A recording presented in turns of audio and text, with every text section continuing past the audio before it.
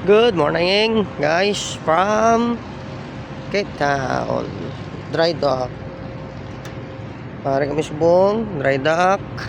Oh, barko namon gatungtong na sa mga block. Mano siya kung Dry Dock. Pare na kami sulod sang yard. Kadto ta sa atubang. Natanaw ta to. So, harita sa shore. Tanaw ta di sa ano. May pa ni sa mga umpisahan.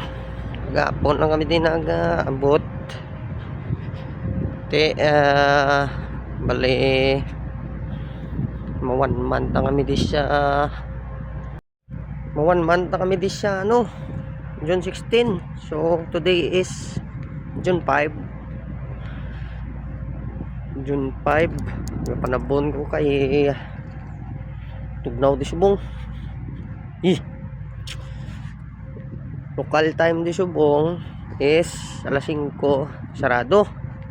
June 5. Na mga barko.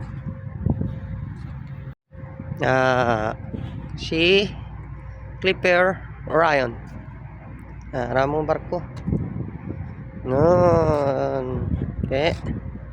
Wala na tubig Kagahon siguro ni tapos. Bow thruster.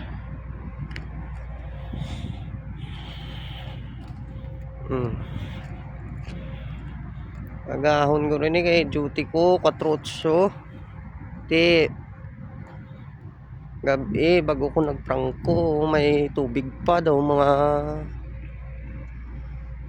3 to 5 meters pa siguro gabi. Subong nga rin sa di mala na tanaw ta. Kasi karon lower na ni ang port and starboard anchor. Tapos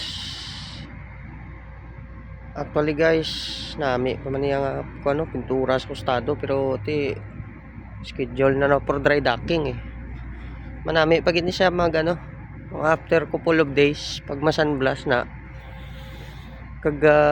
mapinturahan na kanang na siya gwapa na niya dayong gwapa magwapa na dayon si Orion. Okay, that's it for today guys.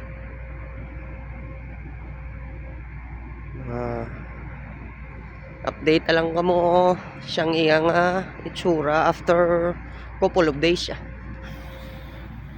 That's it for today. So that's it for today guys.